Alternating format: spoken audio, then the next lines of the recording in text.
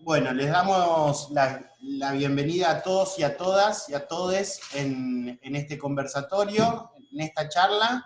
Los dejo con Damián Espíndola, que va a presentar a las expositoras y va a dar inicio a lo que va a ser el conversatorio. Muchas gracias por estar presentes. De nada. Bueno, gracias a todas, a todos por estar. En nombre del intendente de Pilar, agradecerle no solamente a las expositoras, que es un orgullo tenerlas, sino también a los demás compañeras y compañeros que son parte de esta capacitación, de esta charla, que tiene que ser amena, que tiene que ser un ida y vuelta, que eso es lo que buscamos con las charlas que venimos llevando de la Subsecretaría de Educación. Creo que hablar de ESI tenemos que hacerlo siempre, no solamente en la semana del ESI. Es el objetivo que tenemos desde la Secretaría de Educación, ¿no? De poder incorporar estas propuestas pedagógicas vinculadas al ESI con un enfoque de género, con un enfoque totalmente que pueda promover actitudes responsables ante la sexualidad. Creo que las escuelas públicas lo venimos haciendo, pero tenemos que poder seguir pensándolo, reflexionando en cada actividad, en cada cuestión que hacemos como docentes, de poder tenerlo presente y de poder llevarlo al currículum y también de llevarlo a diferentes acciones que hacemos. Quiero agradecer a los presentes y a las presentes, quiero agradecer al equipo focal, que veo que viene haciendo un laburo terrible. El equipo focal, Ana, te cuento, es el equipo de trabajadoras sociales que están dentro de la órbita de psicología, que vienen trabajando un montón en las cuestiones de cuidado y en las cuestiones de diferentes problemáticas que tienen los estudiantes de Pilar. Creo que es sumamente, aprovecho para reconocerles, para agradecerles de la vocación, porque muchas veces nos hablan de educación y pensamos en docentes, pero también pensamos en trabajadores sociales, que le meten muchas ganas y que están constantemente diciéndonos, che, fijémonos esto, veamos que tenemos que operar un nene, fíjate que recibimos un llamado de abuso, y cuentan con nosotros como equipo, porque no hay otra forma que no sea de trabajar en equipo, de poder abordar estas temáticas. También agradecerte, Analía Álvarez, por estar, porque sabemos que sos integrante del Equipo Nacional de Educación Secundaria del Ministerio de Educación de la Nación, y verdaderamente está bueno contar con vos, contar como compañera, y contar también como profesional, para que nos llene de conocimiento y podamos llegar al territorio de la mejor manera. Gracias, María Esther Larraín, que es profesora de Educación Física, que es especialista en nivel superior en el ESI, y que también es docente de Educación Primaria y Secundaria. Qué lindo que es poder compartir entre maestros, porque cuando a uno le preguntan, ¿y vos qué sos de profesión? Y le decimos, yo soy maestro, no soy docente, y nos llena de orgullo serlo, y nos pone muy feliz, y más en esta situación de pandemia que estamos viviendo, donde queda claro y en evidencia que la escuela sigue abriendo sus puertas y sigue conteniendo a las familias y le sigue diciendo, acá estamos, porque cuando las papas queman, los guardapolvos blancos son los que están en la primera línea de batalla. Y agradecerle también a Paola María Sánchez, que también es licenciada en Psicología, que es coordinadora pedagógica y directora del Centro Socioeducativo Luis Agote de la CENAF, y es directora de Niñez y Adolescencia y Familia del municipio de Pilar, con quien hablamos siempre y con quien vamos recurriendo a un montón de temas particulares que se nos presentan en las escuelas de Pilar. Y también agradecerle a la doctora Romeo, doctora Paula Vanessa Romeo, que sabemos de su labor social, que es fiscal penal juvenil de Pilar, que es docente de la Facultad de Derecho, que es diplomada en la Universidad de San Isidro en Derecho Penal y Procesal Penal y Crimen Organizado, y que, Pau, te voy a decir que nos llena de orgullo tener una fiscal que es presidenta de una asociación civil que se llama Brizar Vidas, que eso muestra, además de tu formación académica, muestra tu formación, tu interés social y tu interés comunitario con nuestro Pilar. Bueno, dicho todo, le doy la palabra Empieza Analía, gracias por esto, y después, bueno, me quedo acá para escuchar atentamente y para compartir. Verdaderamente gracias a todas y a todos los que hacen por nuestros pibes y por estar capacitándose y aprendiendo todos los días un poco más de esto. Muchas gracias, llevémonos al currículum, llevémonos a la escuela. Gracias. Bueno, muchas gracias, Damián. Buenas tardes a todas, a todos, a todes. Un gusto, un placer estar acá, poder colaborar en esta construcción colectiva del conocimiento.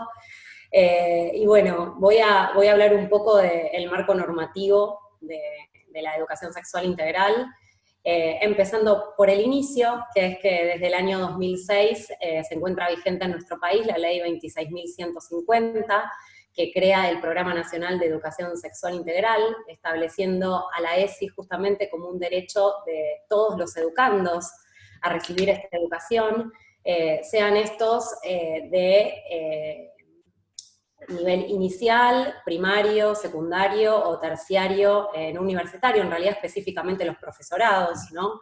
Es como fundamental que podamos empezar por ahí. Y estos estudiantes, estas estudiantes, sean tanto de gestión, participen, digo, o concurran a escuelas de gestión pública o privada. Esto quiere decir que esta ley es nacional y que entonces incluye a todos, a todas y a todes, ¿sí? O sea, a las escuelas la obligación y a los alumnos y a las alumnas y a los alumnes el derecho a recibirla. La ESI, esto es muy importante, la ESI se trata de un espacio de trabajo sistemático de enseñanza y de aprendizaje en relación con la sexualidad, ¿sí? Entendiendo a la sexualidad o a la educación sexual integral, la que articula los aspectos biológicos, psicológicos, sociales, afectivos y éticos. Tenemos que tener claro, digamos que cuando hablamos de educación sexual integral, esa ahí es muy importante. ¿Sí? Esa ahí es la que me va a despegar de la clásica educación sexual asociada prácticamente a la genitalidad y casi a ninguna otra cosa. Entonces es un cambio de paradigma muy importante el que viene a traer la ley en este sentido. Y por otro lado, que pasa a ser justamente esto que acabo de decir, ¿no? Un espacio de trabajo sistemático. Esa palabra también es muy importante, porque entonces nos está hablando de que ya no es el taller de ESI que viene, ¿sí? O que lo trae alguien de afuera, o que incluso dentro de la propia institución educativa sucede en un determinado momento, en una determinada ocasión. Entonces, la ley viene en este sentido a marcar fuertemente que la educación sexual sucede todo el tiempo, cuando queremos y cuando no queremos, ¿no? Y entonces establece que las escuelas van a tener que poder trabajar, poder rever, poder repensar algunas cuestiones en relación con la sexualidad justamente que atraviesa las aulas, los pasillos, los patios, todo. Marca 5 grandes objetivos el Programa Nacional de Educación Sexual Integral. Uno es incorporar la ESI a las propuestas educativas. Es decir, esto, que deje de ser un espacio aparte, ¿sí? Que empiece a formar parte de todo lo que hacemos adentro de las escuelas. Por otro lado, asegurando la transmisión de conocimientos que sean pertinentes, que sean precisos, que sean confiables y que sean actualizados. Es decir, acá no hay pareceres, no es lo que a cada uno o cada una o a la institución le parezca que debe ser la ESI. ¿Sí? Esto es importante porque es casi, digamos, como una de las cosas que hay que muchas veces explicar una y otra vez. Hay un marco teórico detrás de la ESI, no son sensaciones, ¿no? Bueno, por supuesto, promover actitudes responsables ante la sexualidad desde de los niños, de las niñas, desde el nivel inicial hasta, digamos, el último año de la educación obligatoria, y prevenir todos los problemas que puedan estar relacionados con la salud en general, pero la salud sexual y reproductiva en particular. Y por otro lado, el último gran eje o gran punto que plantea el programa, estoy hablando del año 2006, ¿no? Procurar la igualdad de trato de oportunidades tanto para varones como para mujeres. Entonces, también de alguna manera este programa lo que viene a establecer es que la escuela es una institución validada socialmente para generar estos espacios, ¿sí? Donde estos aspectos de la sexualidad tienen que ser tenidos en cuenta y tienen que poder ser visibilizados, analizados, buscando brindar que tanto los niños, las niñas y los adolescentes desarrollen herramientas que les permitan tomar más y mejores decisiones en los distintos aspectos de su desarrollo personal, y por supuesto atendiendo a la gradualidad. Esto es otra de las cosas que siempre tenemos que decir una y otra vez.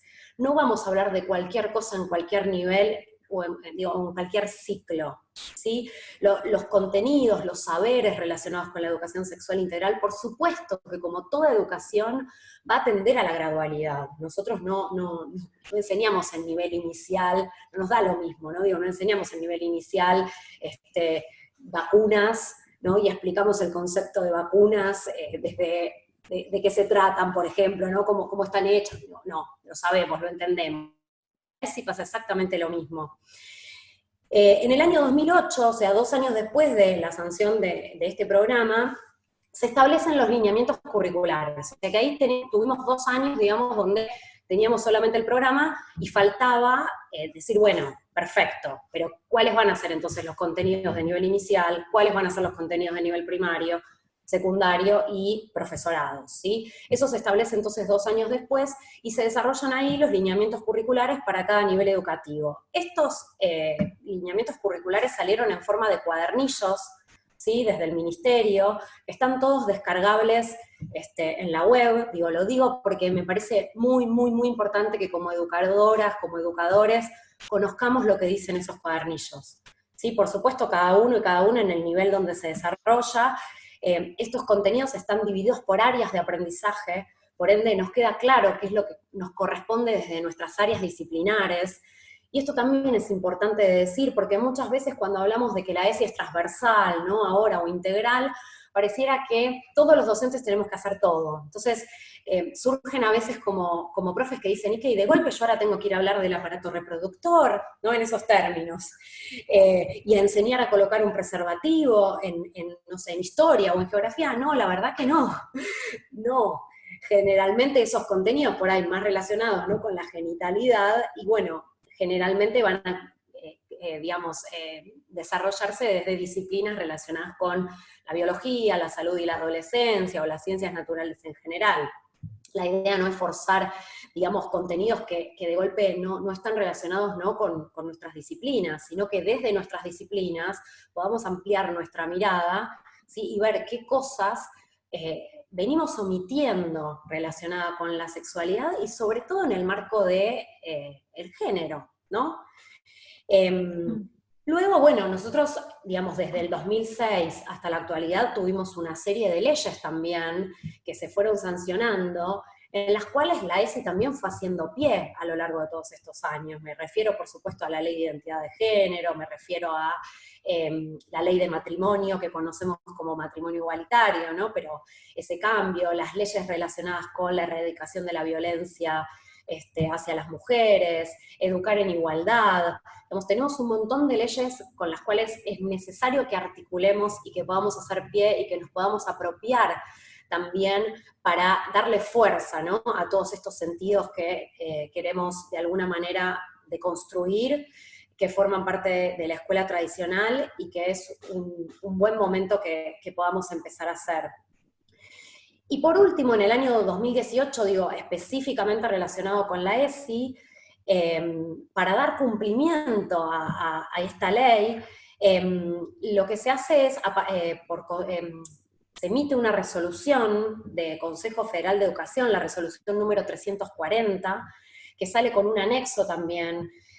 Las invito y los invito también a que la descarguen de internet y la lean, esa resolución, porque lo que viene a hacer es como a ordenar un poco, a tomar lo que plantea la ley por un lado, lo que plantean los lineamientos curriculares, y hacer como una especie de resumen muy apretado, ¿no? Y a decir también con fuerza, esto tiene que suceder en todas las escuelas de nuestro país, ¿sí? Y estos contenidos o estos saberes relacionados con la sexualidad los vamos a enmarcar dentro de 5 ejes. Estos 5 ejes van a atravesar a toda la escolaridad, ¿sí? Es decir, tanto a nivel inicial como primario como secundario van a tener sus contenidos organizados en estos 5 ejes. Estos ejes son ejercer nuestros derechos, respetar la diversidad, garantizar la equidad de género, valorar la afectividad y cuidar el cuerpo y la salud, perdón.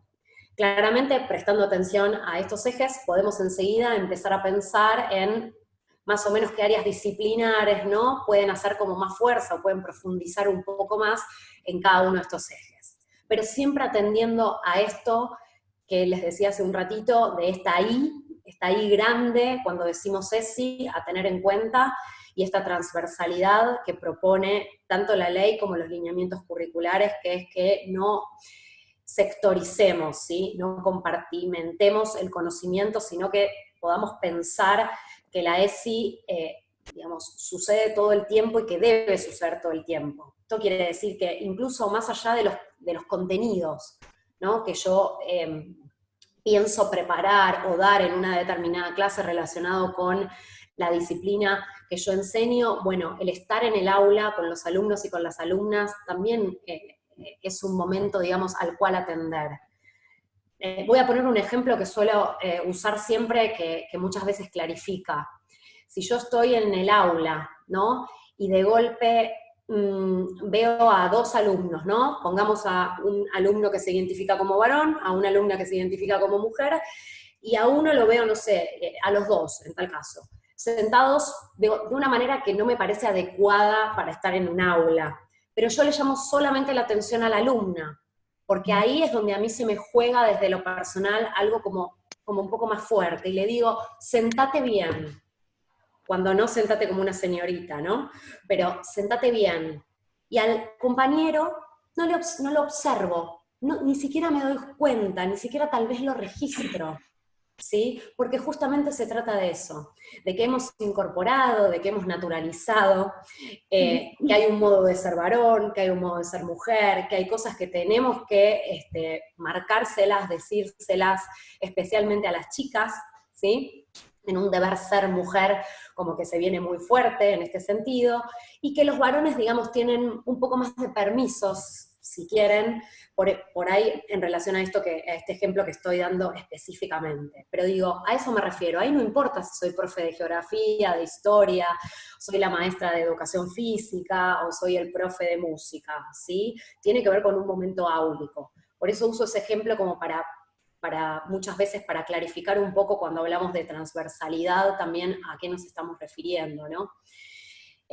Bueno, en este sentido, entonces, decía, esta resolución, la resolución número 340, lo que hace es venir y ordenar un poco, ¿no?, y sintetizar qué es lo que corresponde a cada nivel.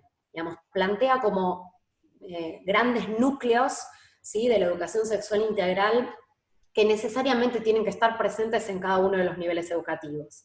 Entonces especifica con mucha claridad nivel inicial, nivel primario y nivel secundario. Y si leemos y miramos esta resolución, vamos a ver que allí se ve la gradualidad. Es decir, yo en nivel inicial voy a hablar de las partes externas del cuerpo, ¿sí?, y le voy a poner nombre. Y ahí me va a pedir la ESI que atienda lo siguiente, que si al brazo le digo brazo, al pie le digo pie, ¿sí?, a la vulva le digo vulva, y al pene le digo pene, ¿sí? No busco otros nombres, otros sinónimos, para tratar de decirlo de otra manera, porque cuando hago eso, estoy generando sentidos en esos niños y en esas niñas que están en desarrollo, y que de alguna manera están empezando a pensar que por alguna razón a los órganos genitales hay que ponerles un sobrenombre, hay que llamarlos de otro modo, y entonces empieza ahí a, por supuesto, a calar de algún modo en esa subjetividad que algo pasa en torno a esto, ¿no? Por supuesto, trabajar fuertemente la idea de consentimiento y de vínculos saludables desde el nivel inicial hasta el último día que nuestros alumnos y alumnas egresan, ¿no?, del último año de la escuela secundaria, es muy importante. Podemos pensar que pueden ser dos grandes ejes vertebrales de la educación sexual integral. El consentimiento, ¿no?, y empezar desde el nivel inicial con los buenos tratos, con los vínculos saludables, con los buenos modos, evitar estas cuestiones que muchas veces, muchos seguramente de nosotras y nosotros hemos sido criados y repetimos, ¿no?, esto de que, bueno, somos todos amigos, todos nos queremos, los que se pelean se aman, bueno, hay que ir deconstruyendo un montón de estas frases hechas que arrancan en la primera infancia para que justamente estos niños y estas niñas puedan empezar a construir otros modos de pensar y sobre todo de vincularse, y también de estar atentos y atentas a situaciones que no sean adecuadas, ¿sí? O sea, poder decir no cuando algo no quiero, y por otro lado también generarles esta idea de que siempre puede haber un adulto, ¿sí? En cual puedan confiar, que lo pueden elegir ellos o ellas,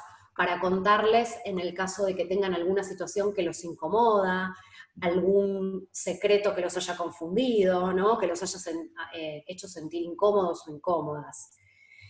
Estoy diciendo, digamos, como cosas así muy generales, ¿no? Y como puntos muy importantes tal vez de cada nivel, pero para no extenderme en esto, porque entiendo que lo pueden buscar y lo pueden leer. Bueno, en el nivel primario, por supuesto, se sigue trabajando con los mismos ejes del nivel inicial, pero obviamente se va profundizando en cada uno de ellos, se empieza a pensar ya el cuerpo, ¿no? Como sistema integrado, con necesidades también de afecto, de cuidado y de valoración, los cambios que se ven y los cambios que se sienten, ¿no? ¿Qué pasa con todo esto? Empezamos a trabajar también en todo lo que tiene que ver con los estereotipos de belleza que generan tantos problemas y tantas angustias y muchas veces tantas sensaciones de mucha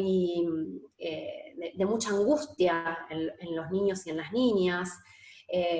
Trabajar también fuertemente en que tanto los varones como las mujeres podemos hacer las mismas actividades sin diferencia de género, o sea, no hay actividades que sean exclusivamente para varones y otras exclusivamente para las chicas. Por otro lado, bueno, trabajar mucho el derecho también a la intimidad y el respeto a la intimidad, profundizando, ¿no? Tal vez lo que se viene trabajando desde el nivel inicial, como por ejemplo trabajar en la prevención del grooming, ¿no? Ahí ya empezar a ponerle palabras a algunas situaciones que tienen que ver por ahí con abuso, con violencia de género, con violencia sexual, que no lo vamos a hablar claramente con estos términos en nivel inicial, pero en primario, en el nivel primario vamos a empezar a trabajarlos también.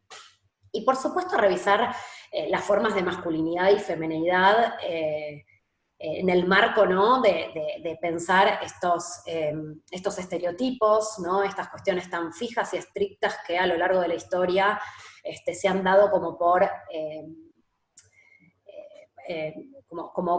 digamos, como estructuras, ¿no? Y como cosas que tenemos que, mandatos a seguir, ¿sí? Mandatos a seguir, tanto para varones como para mujeres, y negando la posibilidad de que pueda haber otras identidades también, ¿no? Que de golpe no se identifiquen ni como varones ni como mujeres. Esto está en la resolución. Y en el nivel secundario, bueno, por supuesto vamos a trabajar mucho más fuerte ya con todo lo que tiene que ver con el cuidado del cuerpo, con los métodos anticonceptivos, con los embarazos no intencionales, con la prevención de las infecciones de transmisión sexual, pero también mucho y mucho con todo lo que tiene que ver con los vínculos de pareja. ¿Sí? Todas y todos sabemos que generalmente en la escuela secundaria empiezan, ¿no? a darse estos primeros vínculos sexoafectivos, en muchos casos.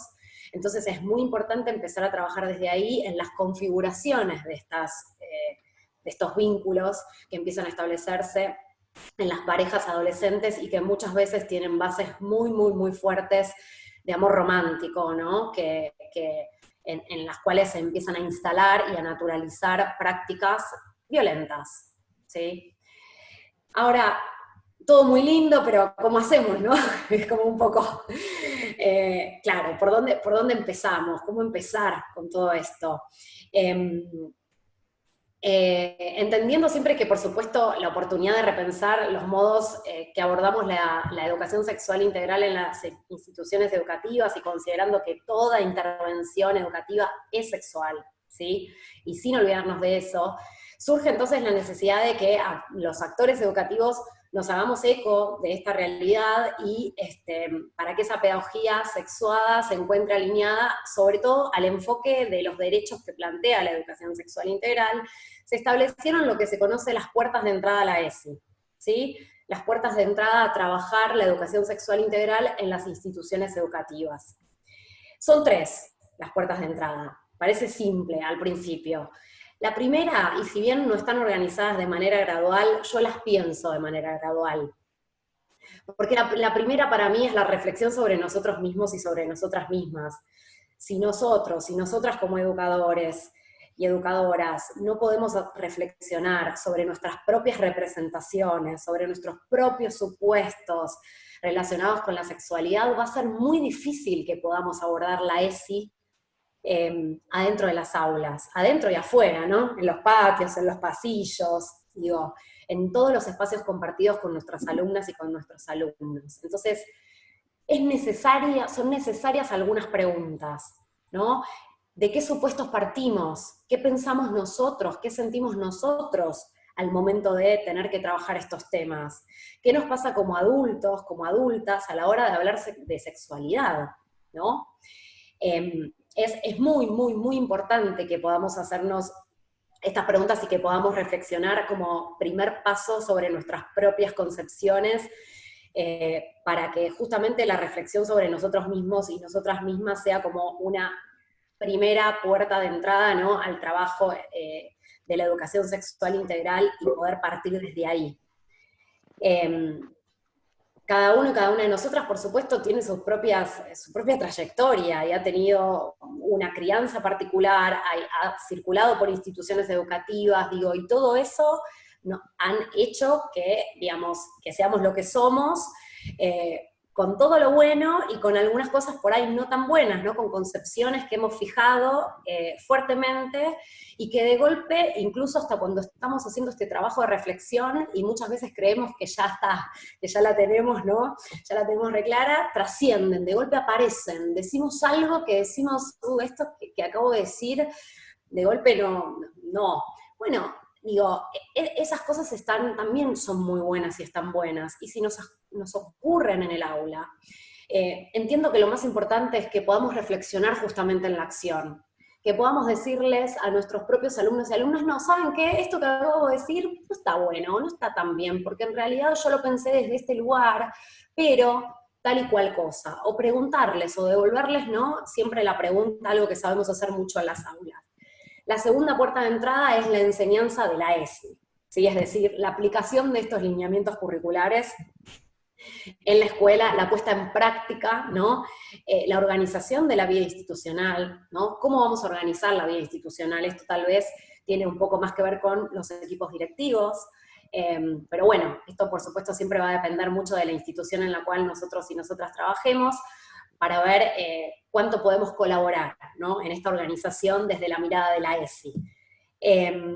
Y el tratamiento y la atención de los episodios disruptivos, ¿sí? Esto entendiendo que se enmarca dentro de lo que decíamos antes, considerando que estamos hablando de espacios sistemáticos de enseñanza y de aprendizaje, donde también debemos abordar, por supuesto, los episodios disruptivos. Pero lo que no puede la educación sexual integral es transformarse en solamente acciones ante los episodios disruptivos.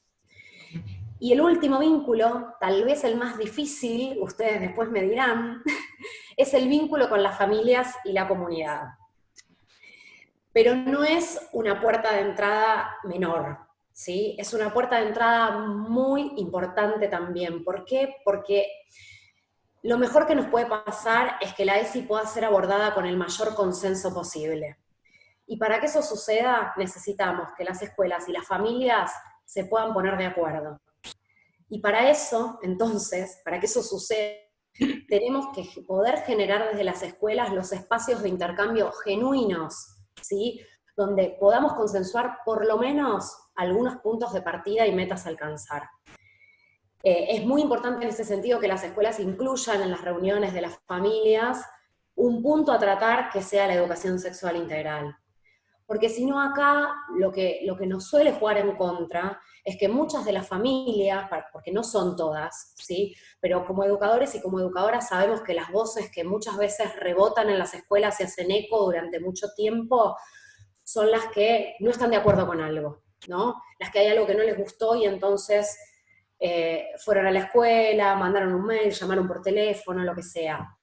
necesitamos también que las familias que están de acuerdo, que nos apoyan, también le pongan voz adentro de las instituciones educativas y le digan a los equipos directivos: a nosotros nos encanta lo que la escuela está haciendo con esto, nosotros queremos que la educación sexual suceda, queremos que la escuela se ocupe de esto. Muchas veces las familias que están de acuerdo no elevan la voz, entonces ese también termina siendo un trabajo nuestro, y para eso tenemos que generar los espacios donde les expliquemos a las familias que esto es importante, pero también les expliquemos de qué se trata la ESI. Si las familias no saben de qué se trata la ESI, en general se dejan llevar por lo que escuchan, por lo que circula por ahí, que sabemos no es información ni confiable, ni actualizada, ni validada, generalmente son ideas o concepciones que nada tienen que ver con la educación sexual integral.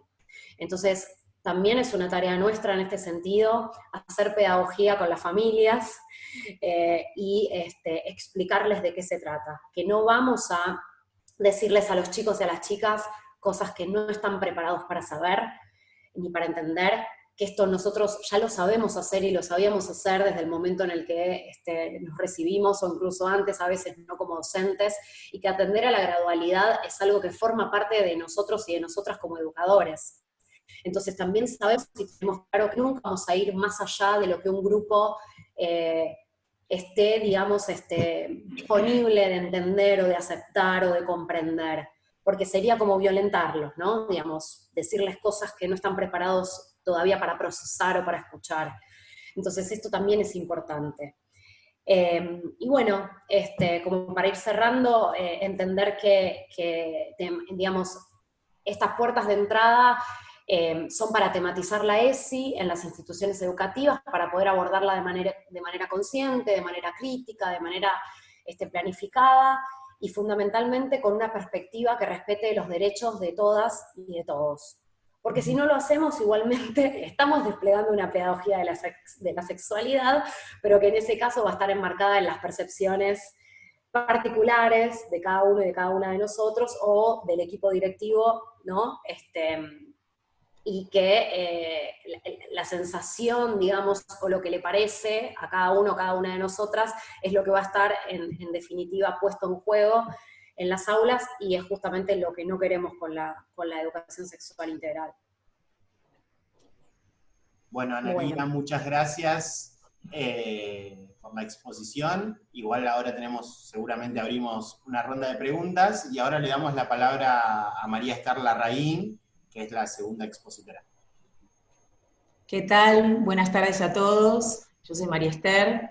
Bueno, hoy nos convoca esta temática del abuso sexual en la infancia, tan importante y que está saliendo tanto a la luz últimamente, y más en esta situación de pandemia, donde todos los chicos están en casa y no tienen oportunidad de salir. Primero me gustaría hacer un marco a qué es el abuso sexual en la infancia. Bueno, el abuso sexual en la infancia son todas las interacciones o contactos que busca una persona, adulto, generalmente es masculino, que busca tener con las infancias. Esto lo busca para tener una gratificación personal, que puede ser para sí mismo o para terceros, y con una gratificación sexual, ¿sí? Busca contactos sexuales. Puede ser por intermedio de caricias, por intermedio de besos, o directamente sexual, me refiero a bueno, contacto íntimo. También puede ser que no haya contacto directo con la otra persona. Esto se llama grooming, es decir, que hay una persona que por intermedio de la virtualidad busca acceder a los niños para pedirle una foto, o que se muestre de una manera. Bueno, pero ¿cómo es que logra esto? Esta persona se va acercando, son seres atractivos, se muestran de manera amigable, buscan tener confianza con los niños, y bueno, de esa manera van accediendo. Tenemos que tener tres cosas muy atentas, que son muy importantes. Son tres detalles, que siempre hay una asimetría de poder. Esta persona que está buscando acercarse o es mayor, o es una persona que tiene mucha autoridad sobre la criatura, o es una persona que afectivamente tiene mucha influencia, o es una persona que la cuida. Bueno, siempre pasa esto. También puede ser que es una persona adulta o puede ser un adolescente. Quizás no es adulto, pero sí que hay una simetría de poder. Es decir, esta persona tiene una influencia sobre el menor. También tenemos que tener muy en claro que los chicos están en una situación de coerción. Los niños no tienen deseo de estar ahí. Están ahí porque no les queda otra situación. Han sido engañados, los han manipulado. Ellos pueden darse cuenta de que eso que está pasando no está bien, que no están a gusto, pero están enredados, están confundidos. Estos niños, los niños cognitivamente y emocionalmente no están maduros para poder salir de esa situación y para darse cuenta y poder enfrentar lo que está pasando.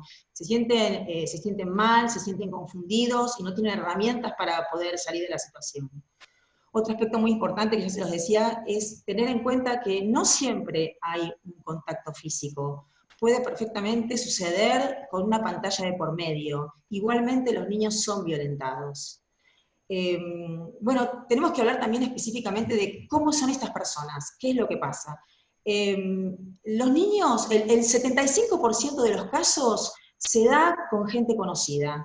Son personas de sus entornos, de los lugares donde ellos frecuentan, donde van a practicar un deporte, a practicar una religión, a estudiar en su propia casa, y donde acceden en lugares donde son las personas que los tienen que cuidar, a las personas que más confianza le tienen, son esas personas las que quebrantan su voluntad.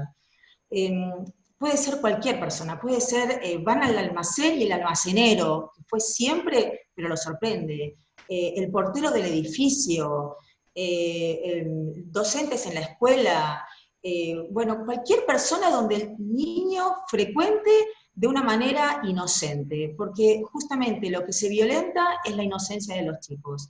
Los chicos no tienen la menor idea de que esto le va a pasar, especialmente los más chiquititos. No tienen la menor idea de que esto va a pasar. Realmente están totalmente desorientados. Bueno, entonces, ¿cuál es el perfil del abusador? Son personas muy atractivas en cuanto a personalidad, se muestran muy agradables, buscan un contacto amable con los niños, buscan gratificarlos con regalos o con favores, muchas veces buscan cubrir los espacios emocionales que están carentes en la familia, entonces se muestran con ganas de escuchar, con ganas de contener, pero siempre disfrazándose en esta idea de acercarse. Lo que sucede es que los niños, primero, no están conscientes. Esto hablando de niños, chiquititos, no están conscientes. Entonces acceden. Pasa una primera vez que pueden ser molestados, una segunda, y los niños ya se dan cuenta que esto no les gusta. Se sienten intimidados, se sienten con culpa, se sienten con vergüenza, no están cómodos. Entonces, y le hacen saber a esta persona que los molesta que no están cómodos. Entonces la persona les dice, bueno, sí está bien, no pasa nada, fue una vez, se alejan un poquito, pero después vuelven. Vuelven y los niños, bueno, se encuentran sorprendidos porque esta persona que me tiene que cuidar, y se lo dije, no frena con estas actuaciones. Entonces, la persona o el abusador vuelve, pero ya, bueno, lo hace continuo. Llega un momento en que el niño ya puede decir, basta, esto no va más, entonces la persona ya, el abusador, comienza con las amenazas, comienza a decirle que lo va a contar, que nadie le va a creer, que va a separar la familia, que él es amigo hace tiempo, o puede ser un familiar, entonces ¿qué va a decir el otro? ¿Qué va a ser el culpable de separar a los integrantes de la familia, a disolver? Bueno, el niño evidentemente está cercado, no sabe qué hacer, y a lo que acude es a callar, a callar. Y las herramientas que utiliza el abusador es utilizar secretos, este es un secreto entre nosotros dos, esta es la forma en que los papás y los niños o las familias se quieren, esto lo hace todo el mundo, y como los niños no son conscientes de que esto no pasa, porque no saben qué pasa en otro lado, lo callan y piensan, o lo normalizan y piensan que esto es así. Entonces no tienen manera de salir. Otros que se dan cuenta, sí, que realmente esto no tiene que estar pasando, porque se dan cuenta que están incómodos, sus sensaciones no les gustan, pero están atrapados y no saben qué hacer. Entonces el tema de los secretos es fundamental para tratarlo. Hay niños que tienen más riesgos que otros. Hay niños que están muy contenidos en casa, que están muy cubiertos en la parte emocional, entonces tienen la capacidad de hablar con la familia, tienen un buen diálogo, un buen intercambio, entonces son cosas que se hablan en casa, los niños pueden expresar qué está pasando. Pero hay niños que no, hay niños que son muy sumisos, niñas y niños muy sumisos, que no se atreven a decir o que hacen caso a la orden de hay que callarse, ¿sí? Entonces hay que tener muy en cuenta que estos niños que son introvertidos, sumisos, callados, que son muy obedientes, se callan porque, como dije antes, hay una asimetría de poder, entonces la persona que tiene poder hay que hacerle caso, porque es el que tiene razón, es el que manda, es el que tiene todas las herramientas para poder decidir. ¿Quién me va a creer? ¿Qué puedo hacer? Entonces los niños se callan y obedecen, porque el otro es el que tiene el poder. En este punto específicamente hay que tener muy en cuenta las emociones. Las emociones son fundamentales para poder desarrollarlas, para que el niño pueda expresar, se pueda dar cuenta qué es lo que está sintiendo, qué es lo que está pasando. Tenemos que estar muy atentos con quién dejamos los chicos, porque a pesar de que son personas conocidas, uno nunca sabe cuál es la intención que tiene el otro. Bueno, ¿qué tenemos que hacer frente a un abuso? Nosotros nos enteramos de que esto sucedió, o no nos enteramos. ¿Qué puede pasar si los niños están pasando por esta situación, pero no lo comunican? Bueno, tenemos varias herramientas para darnos cuenta que son indicadores de que esto puede estar pasando. Bueno, ¿cuáles son estos indicadores? Esto nos tenemos que dar cuenta dentro de casa y dentro de la escuela. Estos indicadores son físicos, emocionales, cognitivos y conductuales. Pasa mucho que los indicadores físicos son sangrados o lastimaduras en los genitales, puede ser lastimaduras en otras partes del cuerpo, lesiones, puede ser que los niños dejan de comer o al contrario, comen en abundancia. El mayor indicio es cuando un niño o niña declara haber sido abusado. Pero esto no pasa siempre, porque los niños callan, cuesta mucho trabajo que los niños puedan verbalizar, que puedan poner en palabras que esto está pasando, porque les invade una vergüenza muy profunda, mucho temor, mucha culpa. Entonces los niños optan por callar. Otro indicio muy importante, bueno, es el embarazo. Las niñas quedan embarazadas, pueden quedar embarazadas, o los niños y niñas también pueden contraer enfermedades, infecciones de transmisión sexual. Entonces, bueno, hay que estar muy atentos. Uno de los indicadores conductuales también es la agresividad. Los chicos están más agresivos, están enojados, tienen cambios de humor repentino, llantos sin motivo aparente, no se encuentran cómodos. Pasa que quizás no quieren volver a lugares donde antes iban, que frecuentaban de manera cómoda, entonces ahora expresan o se niegan y dicen, no quiero ir, o no lo dicen, pero se retraen, ¿sí? Bueno, y en este aspecto especialmente hay que tener mucho cuidado, siendo las personas, los tutores, los adultos, los que los cuidamos, a escuchar qué nos están diciendo. Muchas veces los niños nos dicen, nos expresan de alguna manera, y los adultos no nos damos cuenta y quebrantamos su voluntad o aplastamos su voluntad y decimos, bueno, no importa, esto es lo que hay que hacer, esto es lo que tenemos que hacer, no los escuchamos, y finalmente los llevamos a aquellos lugares donde ellos pedían que no querían ir, o no escuchamos el pedido de no quiero estar con esta persona especialmente, o no me gusta, o prestar atención a estos indicadores de que llora a repetición, se recluye. Bueno, después tenemos el indicador emocional. Los niños se sienten muy tristes, tienen depresión, angustia, tienen sueños, los periodos de sueños, tienen insomnio, sueños terroríficos, bueno, la verdad que cambian el estilo del sueño. También pasa mucho que todas las etapas que ya habían superado, las vuelven a tener.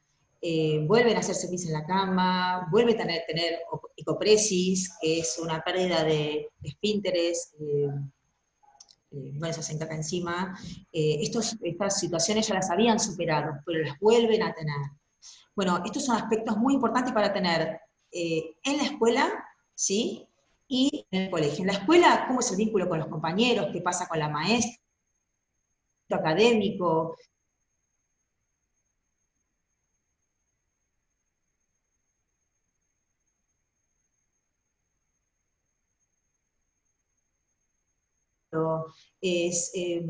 O no se quieren acercar a sus compañeros, se muestran retraídos o violentos, ¿sí? Se expresan de otra manera, están enojados. Bueno, estos son detalles muy importantes a tener en cuenta.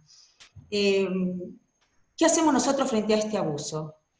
Bueno, como docentes, lo primero que tenemos que hacer es notificar a las entidades donde los niños están con amparo, ¿sí? Denunciar, acercarnos a minoridad para dar conocimiento de esto que está pasando. Por supuesto, comunicarnos con la familia, que se acerquen a la escuela, que podamos charlar, que podamos hablar de qué está pasando. Puede ser que la familia no se haya enterado, ¿sí? Pasa que los chicos muchas veces se acercan a la escuela y comunican lo que está pasando. Los docentes son una herramienta fundamental. Los docentes contienen a los niños, los escuchan, todos los niños son escuchados.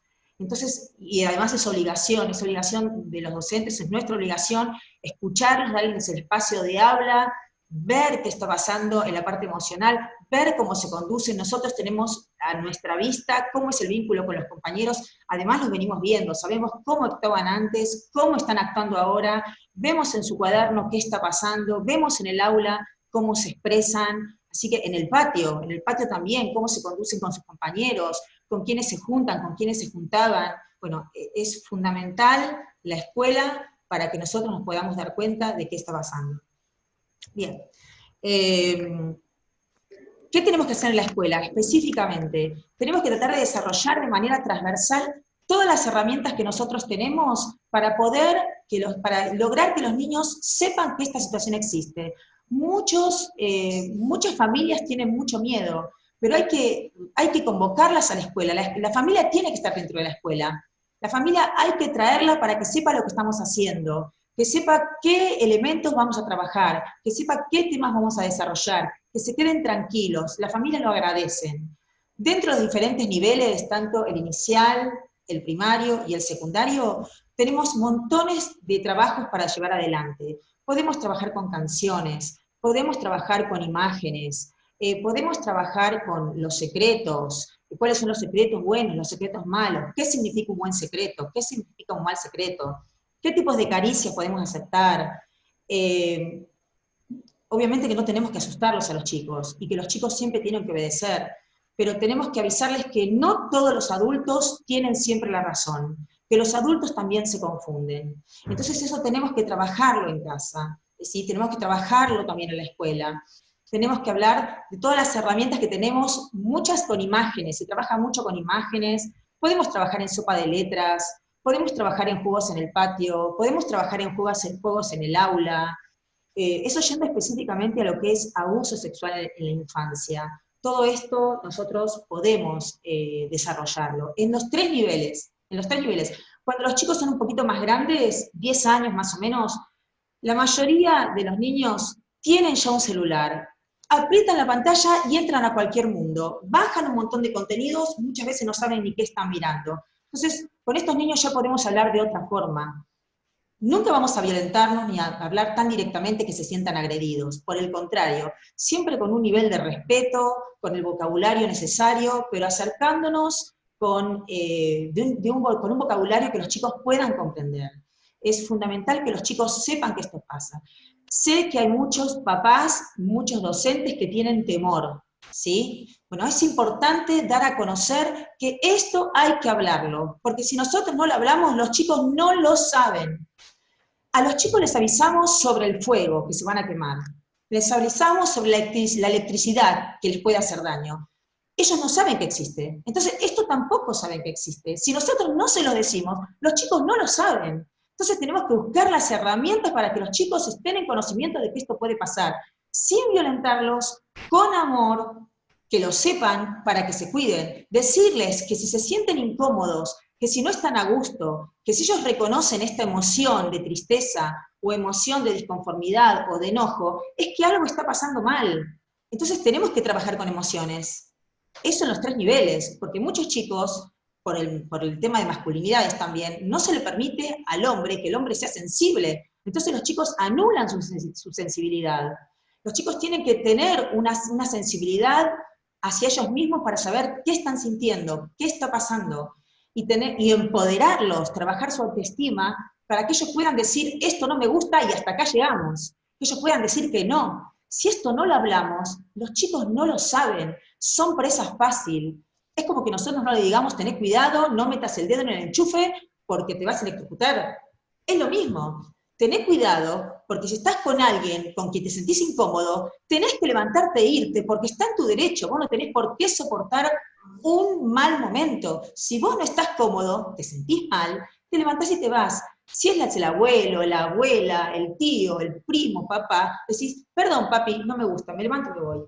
O no me siento cómodo, buscás la manera, ¿sí? Sé que es difícil, la verdad que con la asimetría de poder es muy difícil que un niño chiquitito venga a decirle no me siento cómodo y me levanto y me voy. Pero saber que se siente incómodo y tener a alguien a quien recurrir. Siempre hay trabajos que se hacen, que son, por ejemplo, caminitos, ¿sí? Se pone el niño, se le presenta una situación difícil y se le ofrecen diferentes caminos que puede recurrir al deporte, al profesor, a la escuela, a la maestra.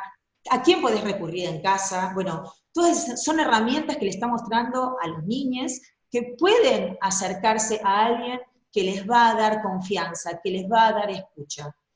Nosotros una vez... Podemos ir cerrando, que tengo una de las expositoras que tiene que exponer y ya tiene otro compromiso, por eso, perdón que... Perfecto, cierro. Bueno, es importante que nosotros, como docentes, tengamos una escucha activa, muy atenta, para que luego que los niños nos expusieron este relato, podamos bajarlo a un acta. Pero sí, sin dudas, es posible. Bueno, le doy el paso a la otra expositora. Gracias, Esther, muy interesante. Muchos comentarios y bueno, ahora le damos la palabra a Paola y después abrimos una rueda de consultas, ¿sí? Y si hay algún comentario o alguna consulta para Paola, seguramente yo dejo el mail. Paola, te doy la palabra. Hola, ¿qué tal? A todos y a todas. Primero pido disculpas, tenía pautado un compromiso hace 2 semanas y la verdad que no puedo incumplir con este. Yo llegué en diciembre a la Dirección de Niñez, Adolescencia y Familia, recuperó su antiguo nombre, era la Dirección de Diversidad y Género, y la verdad es que en las primeras semanas, tomando contacto con las situaciones, con los casos, dimensionando las proporciones de las distintas violencias con las que nosotras trabajamos con la ley 13.298, que es la ley de promoción y protección de derechos de niñas, niños y adolescentes, y también en el marco de la ley de violencia. Y la verdad es que escuchaba recién a María y recordaba las sensaciones que tuve al inicio, cuando llegué. Realmente no podía creer la cantidad de casos de abuso que tenemos. No lo podía creer. Fue algo que tengo que reconocer desde mi función como directora y desde lo personal, que para mí fue impactante. Y por otro lado, eso me llevó a pensar qué sucedía en otros lugares, ¿no? Y tomando contacto con los diferentes efectores, como por ejemplo con la con la Secretaría de Educación y todo el ámbito de educación, que tiene un nivel de compromiso absoluto con esta tarea, empecé a ver que también no es que haya más casos, es que hay mayor visibilidad, porque hay un trabajo, porque hay la posibilidad de poner en juego la palabra. Desde la verdad, debo decir que yo siento, lo pensaba cuando la escuchaba a Lía y cuando la escuchaba a María, yo entiendo este momento como un momento de recuperación de derechos, que en muchísimas áreas y en muchísimos casos y en torno a ESI, derechos que se dejaron de lado, que se fueron cayendo, que en el ejercicio de las instituciones hubo algo que cayó. De hecho, cuando yo llegué a la dirección, como antes se llamaba Dirección de Niñez, Diversidad y Género, me encontré con un montón de folletería, con un montón de material, y me preguntaba qué había sido de ese material, cuánto se había trabajado con eso. Una de las primeras cosas que hago tomando contacto con todos los equipos y viendo el modo en el que estaban trabajando, conozco a las chicas que tienen a cargo el área de promoción, y ellas empiezan a contarme cómo se desarrolla la tarea de promoción desde la Dirección ahora de Niñez, Adolescencia y Familia, y bueno, el trabajo de promoción es un trabajo que se realiza en distintas instituciones, como centros culturales, bibliotecas, centros de referencia. Y me empiezan a contar que ellas trabajaban en el marco del programa Crianza sin Violencia, que está, si se quiere, más enmarcado en la ley de violencia, pero que cuando empiezan ellas a trabajar ESI, concretamente, empiezan a surgir un montón de cuestiones que tienen que ver también con los adultos y las adultas que participaban, donde se visibilizan no solo las cuestiones de los niños y niñas, sino también vividas por ellas, porque son en su mayoría mujeres, siendo niñas. Y en muchísimos casos, de un modo totalmente naturalizado, o sea, el abuso como algo que forma parte de, ¿no? Esto también fue muy impactante. Hace poco tuvimos una capacitación que nosotras la recomendamos a la Fiscalía y a los juzgados, porque entendemos que las fiscalías y los juzgados tienen la responsabilidad de capacitarse y estar a la altura de la circunstancia, porque muchas veces por cuestiones ideológicas o de formación o de capacitación, también ahí están puestos un montón de cuestiones que tienen que ver, por un lado, con las limitaciones de la ley concretamente, y por otro lado también con una determinada mirada sobre este tema. Y entendemos que ellas también necesitan capacitación en esta materia.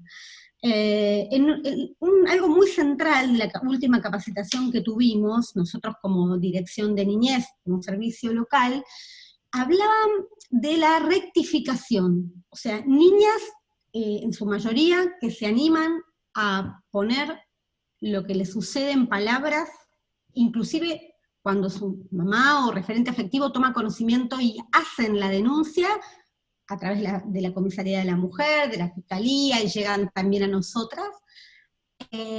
Luego, cuando este proceso da inicio, en muchísimas ocasiones hay una rectificación de lo dicho, pero esto es totalmente normal, es parte del proceso que vive una niña, un niño que se ve enfrentado ante un proceso judicial donde muchas veces es revictimizado, y cuando se produce la rectificación, ahí hay un freno en ese proceso.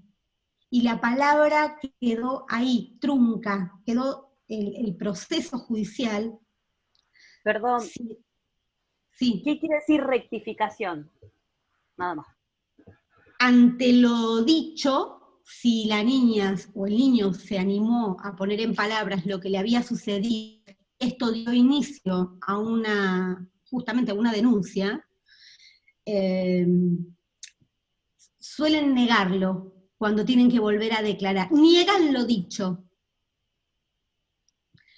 Entonces ahí estamos en un problema, porque lo que sucede en muchísimos casos es que inclusive teniendo una condena, estoy diciendo esto y estoy pensando en un caso en particular, donde a este abusador le permitieron salir, estaba en prisión, y le permitieron salir con la tobillera, por ejemplo, ¿no?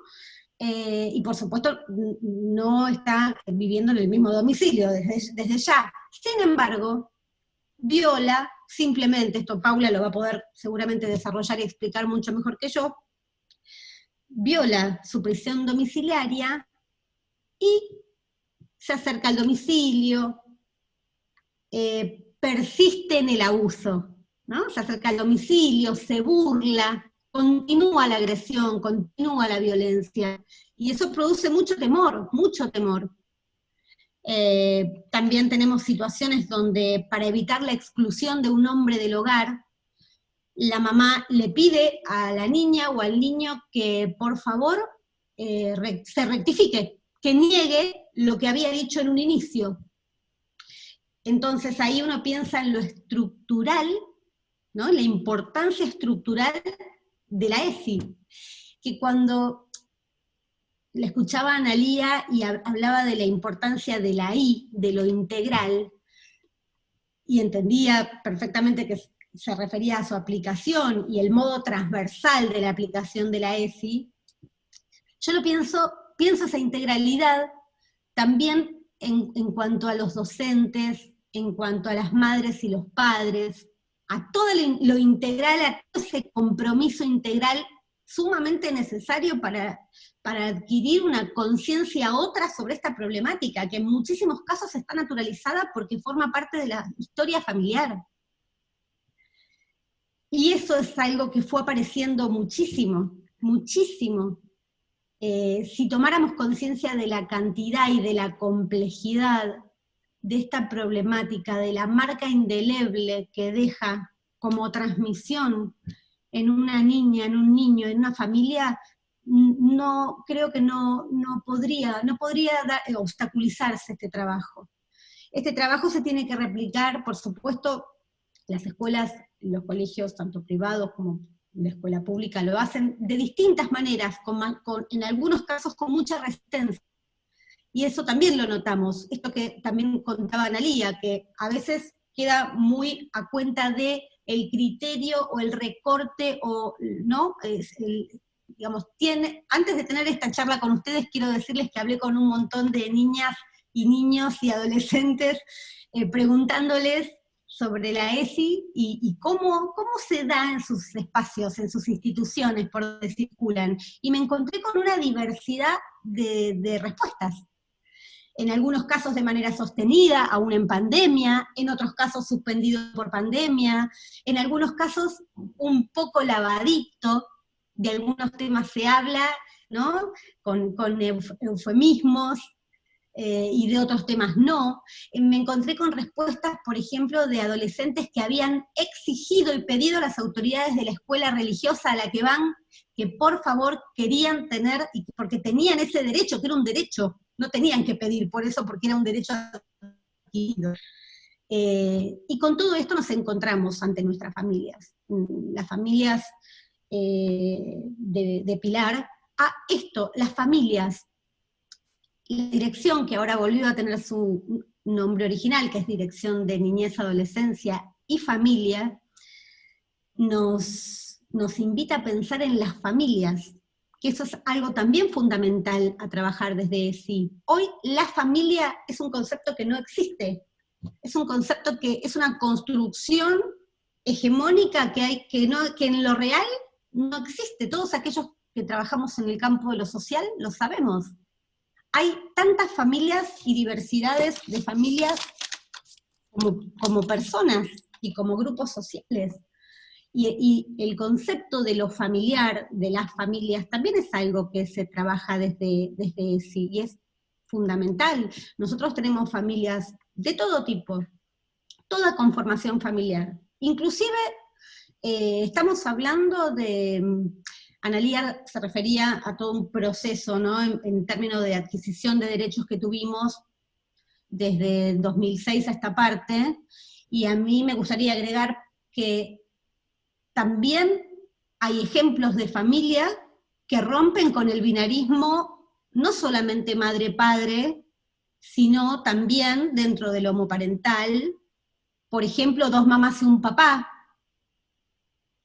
¿no? También. Y eso forma parte también de nuestras familias, de nuestras infancias.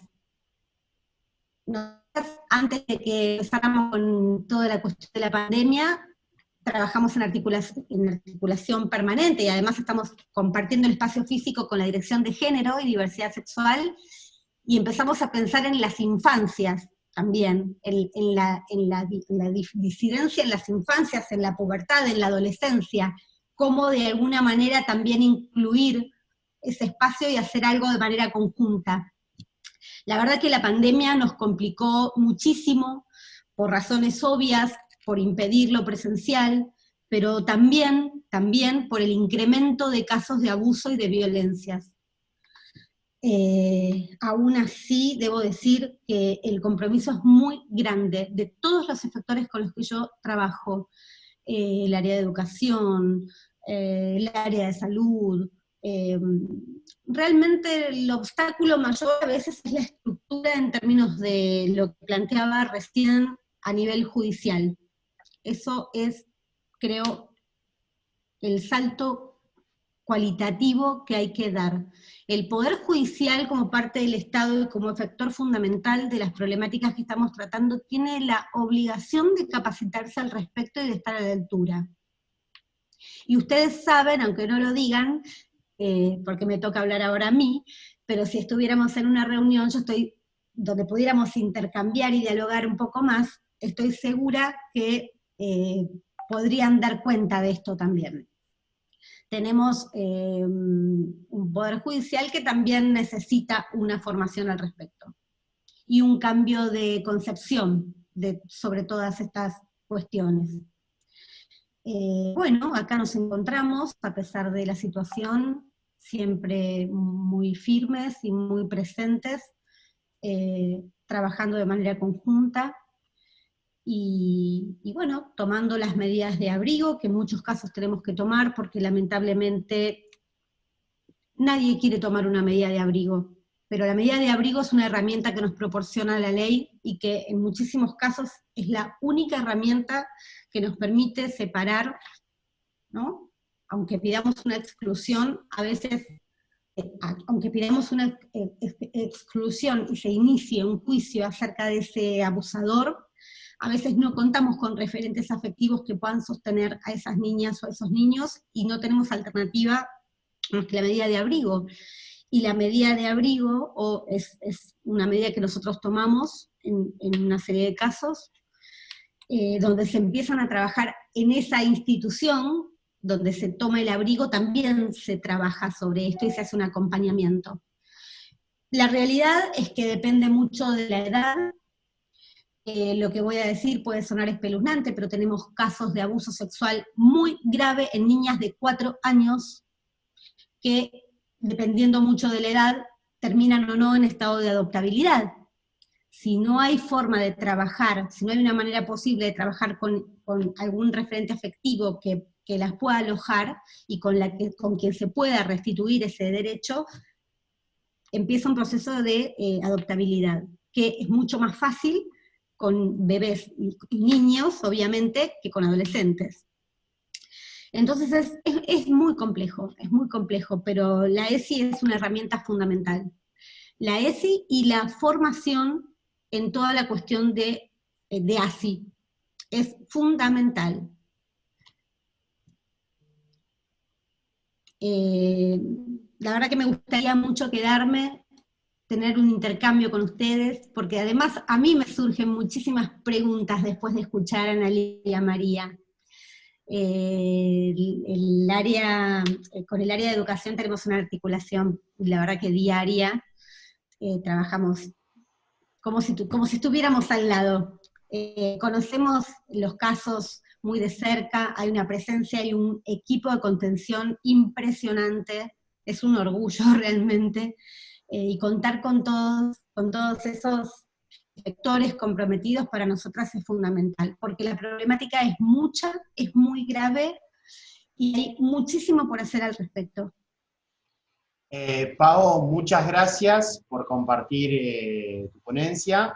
Y con respecto a esto de la articulación, una de las consultas que surge en el chat tiene que ver con que hay muchos niños, niñas y niñas que no tienen acompañamiento por la pandemia.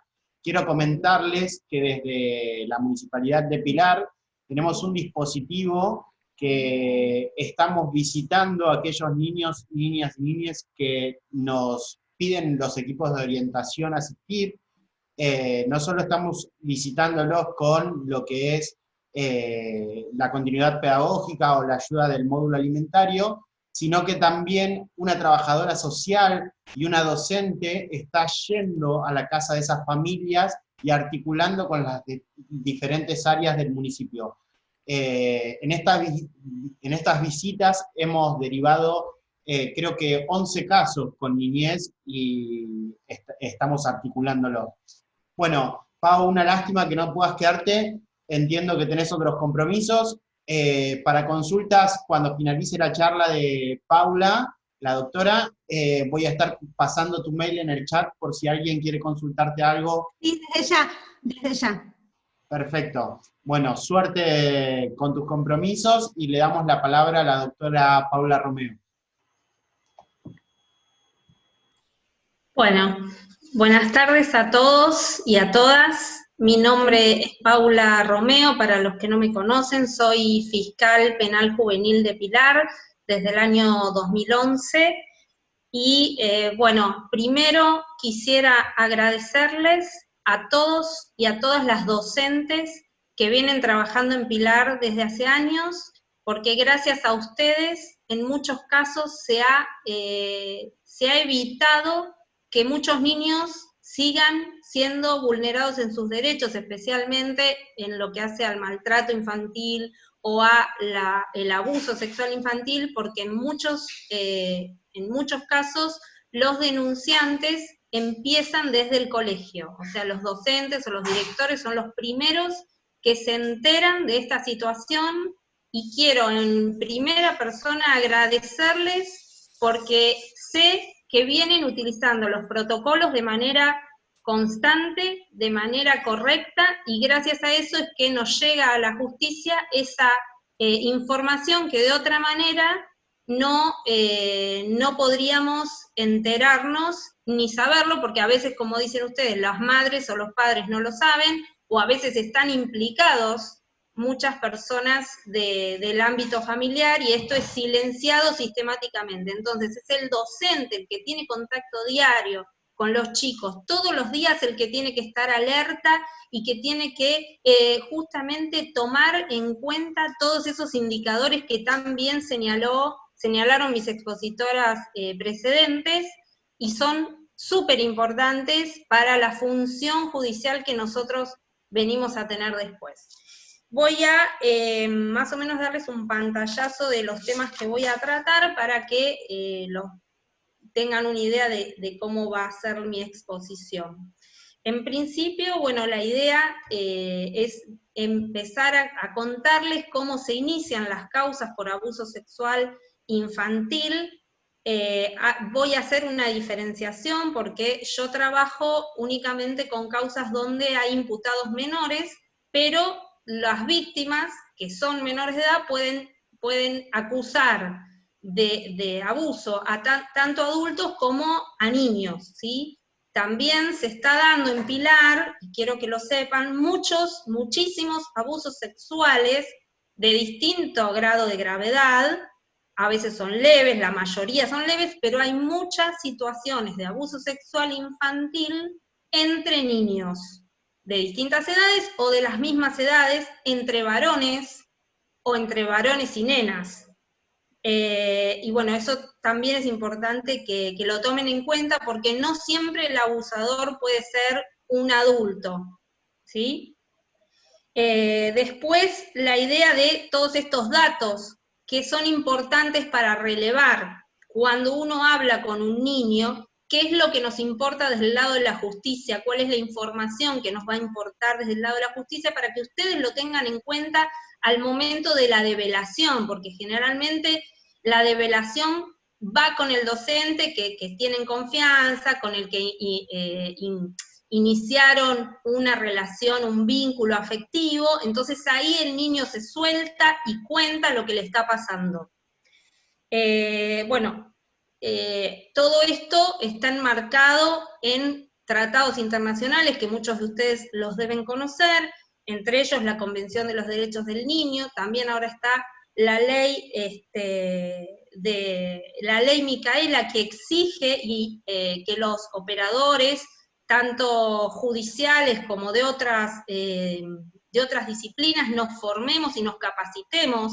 Esto está muy bueno y hace poco, el año pasado, la justicia provincial, a través de un proyecto de Lucía Porto, una legisladora de acá de Pilar,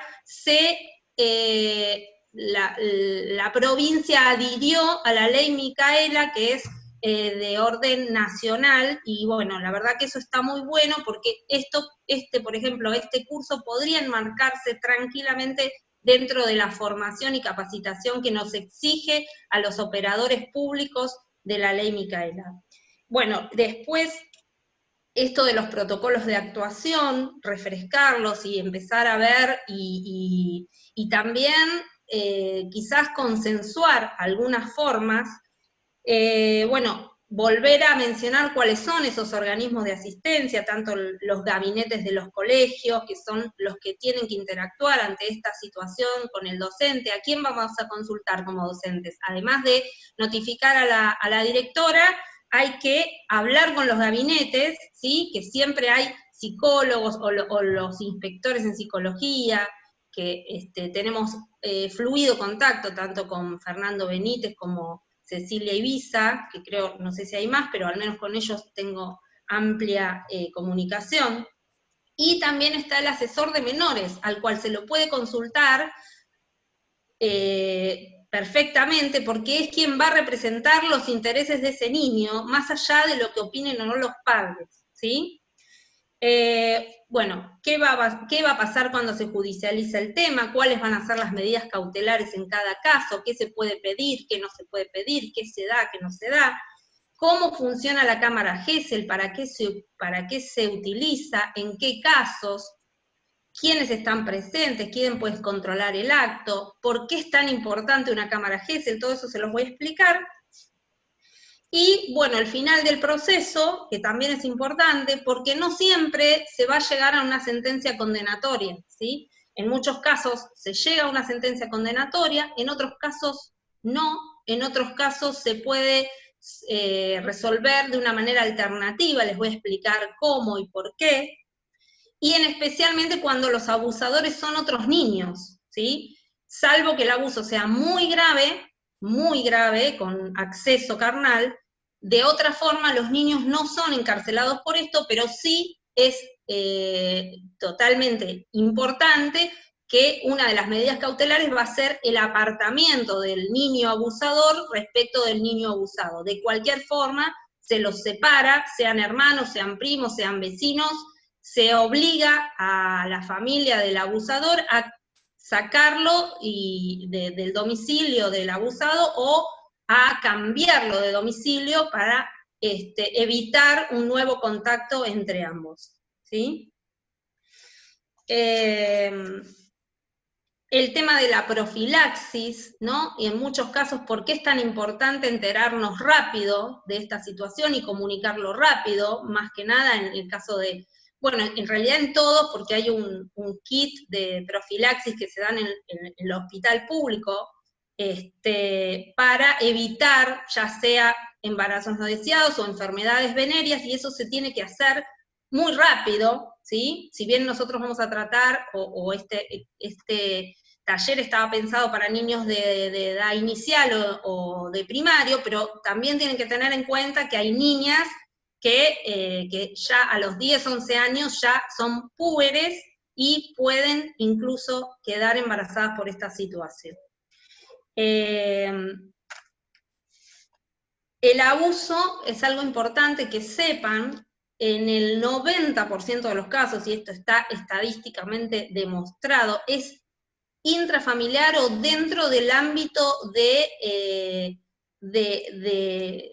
mayor intimidad de los chicos, ¿sí? O sea, intrafamiliar o vecinal, porque se da muchas veces situaciones donde hay muchas familias en un mismo terreno, que todo el tiempo van pasando de una casa a otra, con o sin cuarentena, ¿sí? Dentro del mismo barrio, si bien acá, por suerte, en Pilar no tenemos villa, en el sentido de que no hay monobloc, no hay pasillo, no hay hacinamiento, ¿sí? Hay barrios carenciados, hay barrios bajos, pero no hay situaciones de villa, ¿sí? Eso favorece, por un lado, las situaciones que no haya promiscuidad, pero también es cierto que hay familias de 8, 9 integrantes que viven en un monoambiente o en una casilla, o que no tienen, digamos, lugares donde separar niños de adultos. Y esto también, esta promiscuidad, provee muchas situaciones de naturalización de conductas sexuales que en otros casos no aparecerían, ¿sí? Bueno, después lo de las señales para tomar en cuenta, que coincido plenamente con las expositoras anteriores, y bueno, cerrar un poco con algunos consejos para las docentes para generar también esta situación de vínculo y de que los niños empiecen a favorecer esta comunicación en torno a lo que les pasa. Y también coincido con la otra de las expositoras, la licenciada María Esther Larraín, que es docente, que nos dijo también que hay formas de instrumentar esto, como canciones, imágenes, y yo les voy a recomendar, a ver si puedo hacerlo, 2 páginas. Una es la de UNICEF, que tiene cuentos específicos para temas de abuso, y otra es, hay una página, a ver si me deja, si Nicolás me deja compartir, una página que se llama Cuentos para Dormir, a ver si les puedo pasar el link, donde hay un montón de cuentos cortos, ¿sí? Que en muchos casos consigue que se empiecen a concientizar. Lo paso por el chat, el link. En este caso es un cuento específico para justamente entrar en el tema del abuso y los secretos que enmarcan esta situación, ¿sí? Bueno, ¿cómo nos enteramos? Nico, si podés, habilitame para compartir pantalla, así muestro algunas diapositivas que tengo preparadas. Perfecto. Ok, vamos a ver si me sale. No soy muy buena con la... Oh, no, todavía no me habilitaste. A ver, ahí está. Compartir. A ver, ¿lo pueden ver? ¿Cómo denunciar? Hoy por hoy, las formas para denunciar dentro de la pandemia son virtuales, ¿sí? No hace falta ir a las comisarías. También pueden hacerlo. Originalmente se denunciaba en la comisaría de la mujer, pero a partir de esta situación de que la gente no se puede movilizar, los casos de abuso, por disposición del Ministerio de Seguridad, están habilitadas todas las comisarías de la zona, la más cercana a su domicilio, para recibir denuncias de abuso, ¿sí? Y ello es importante porque no hace falta dirigirse a Pilar, y todo esto está igual, cada comisaría está controlada, esa denuncia, por el personal que está capacitado especialmente en abusos, que es el de la Comisaría de la Mujer. Pero, como docentes, es mucho más fácil armar un protocolo, armar un acta, como hacen ustedes, que las hacen muy bien, dentro del colegio, o un simple mail contando la situación y mandándolo a denunciassanisidro@mpba.gov.ar, y ahí directamente se va a girar automáticamente a la Fiscalía. Otro es a través de la aplicación de la página del Ministerio de Seguridad, donde también se pueden denunciar abusos, pero lo mejor es denunciar directamente por mail, que es una forma simple y rápida, y especialmente para los colegios, creo, o los docentes, es una forma ágil y no necesita demasiados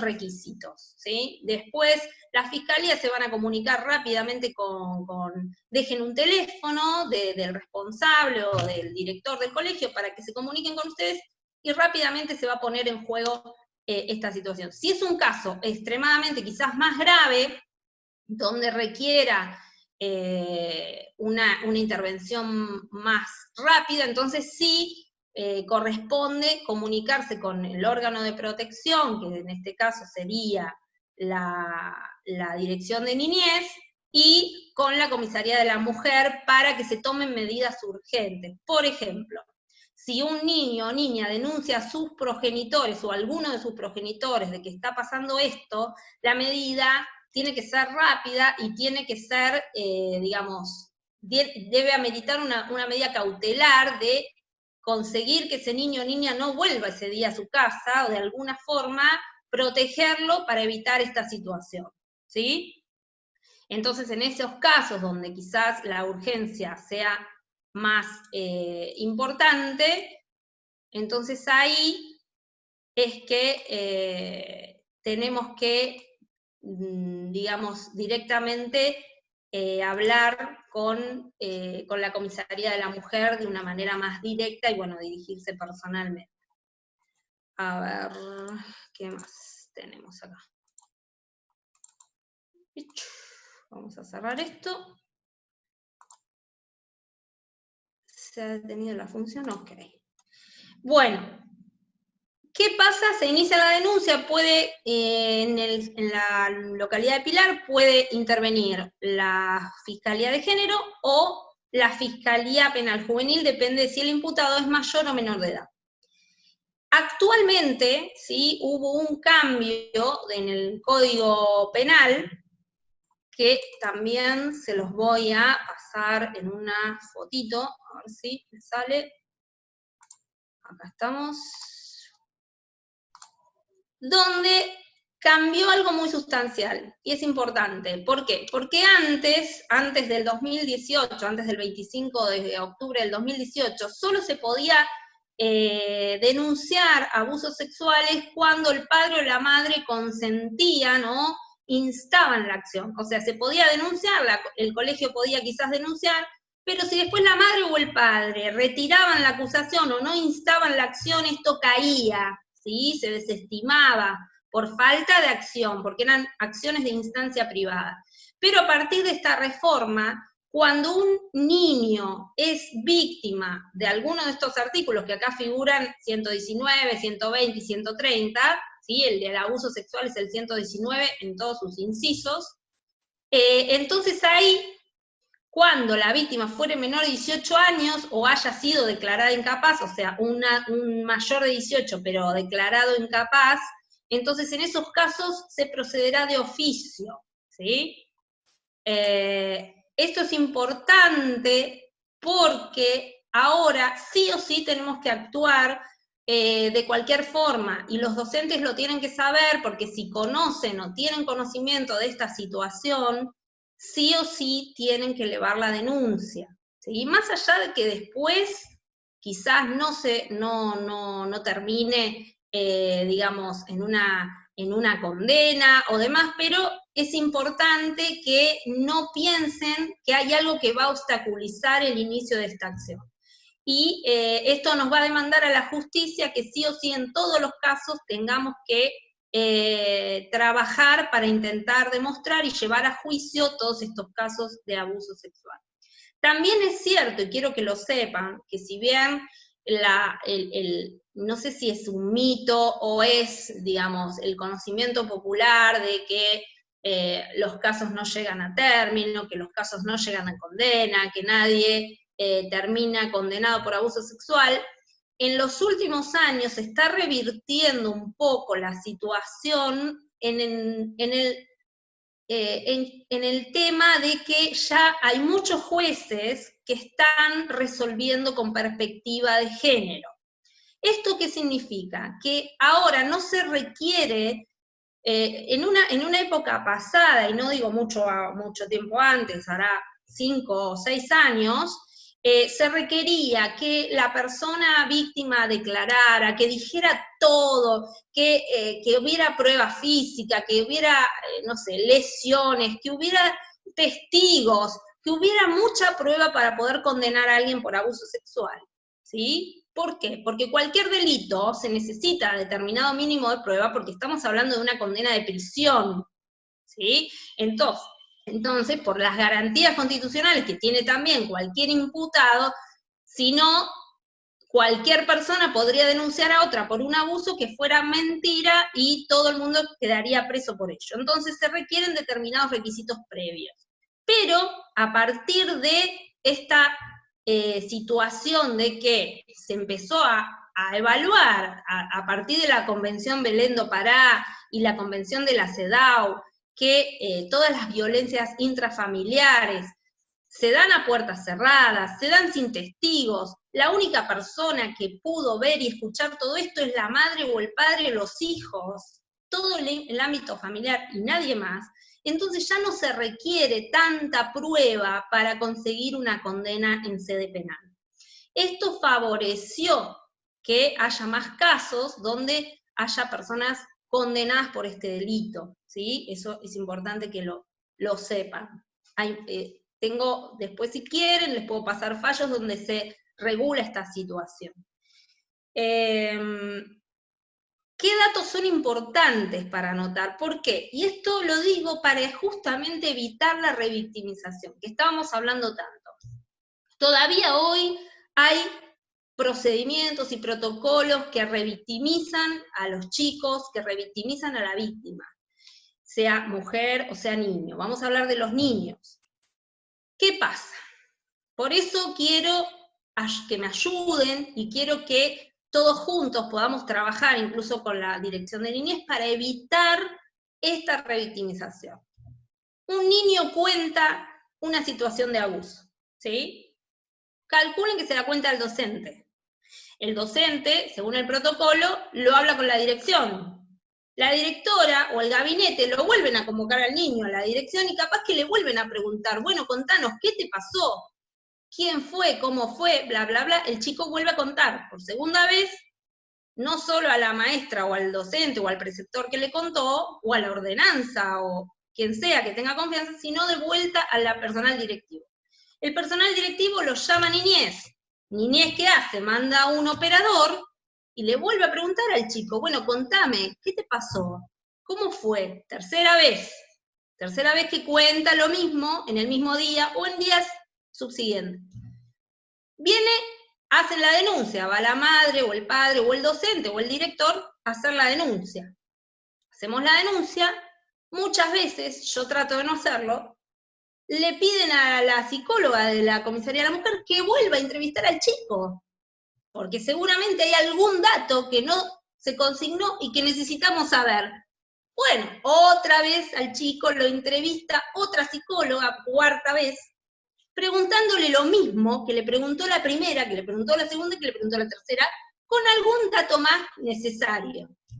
4 veces. Y después, la justicia avanza, van a hacerle pericias psicológicas, seguramente, o va a intervenir una psicóloga del CAP, que es el Centro de Atención de la Víctima, de nuestro Ministerio Público, donde le va a preguntar de vuelta y va a evaluar si ese chico o chica está en condiciones de acceder a la cámara Gesell. Supuestamente, la cámara Gesell está diseñado para que el chico declare esa única vez, filmado en audio y en video, y que eso se reproduzca en el juicio, y no tenga que volver en el juicio a declarar por sexta vez. ¿Estamos? Ya van 6, si tomamos todas. Pongamos que el juicio no, entonces son 5. Con la docente, con la directora, con niñez, con la comisaría de la mujer, con el CAP. Y la cámara Gesell. Son 6. 6 veces que va a tener que contar lo mismo, el mismo chico.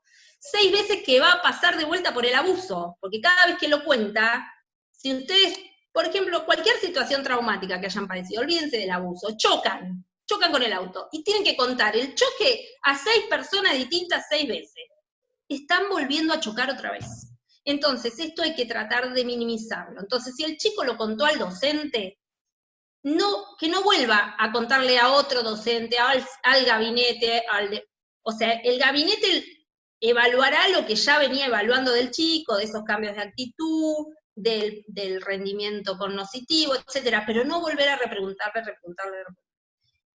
Y después nosotros tendremos que conseguir que haya un solo operador que entreviste al chico con todo el conocimiento necesario para conseguir hacer un dictamen de lo que la justicia necesita, de los datos que se necesitan para iniciar esa actuación, y nada más. Por eso voy a trabajar y me comprometo para evitar esa revictimización y que ese chico se lo repregunten 20 veces. No solo eso, sino que después el chico va a la casa, o se enteran los padres, porque se enteraron, que hay un tío que está abusando del chico, calculemos que es un tío, y a la madre, la abuela, el padre, todos le vuelven a preguntar lo mismo. Entonces son 8 o 10 veces que lo cuenta. Entonces, otra de las cosas que hay que hablar con los padres y concientizarlos es que se pongan a disposición del niño, que lo escuchen si quiere hablar, pero que no se haga la repregunta de la repregunta de la repregunta. O sea, no lo torturen a ese niño preguntándole de vuelta 10 veces lo mismo. ¿Por qué? Porque después pasa esto de la rectificación o la retractación. Llega un momento en que el chico se cansa de contar 10 veces lo mismo, y ¿qué hace? No, ¿saben qué? No me pasó nada. A veces pasa que hay alguna presión para que no diga, pero otras veces se cansa de contarlo, entonces dice, ¿otra vez me van a preguntar? Mira, ¿sabes qué? No me pasó nada, no, estoy bárbaro, ya está. Total, el efecto ya lo logró, porque esa persona que se enteró, ese adulto, lo va a proteger y y va a evitar que se vuelva a juntar con ese abusador, ¿sí? Pero ya está, en ese momento no quiere hablar más. Para la justicia igual, les digo, hoy por hoy, no es tan necesario el desarrollo, el detalle de lo que dice el chico, ¿sí? Sí va a ser importante que lo diga en la cámara Gesell, eso sí, porque esa es la prueba, no todo lo demás. Todo lo demás va a ser para iniciar la acción.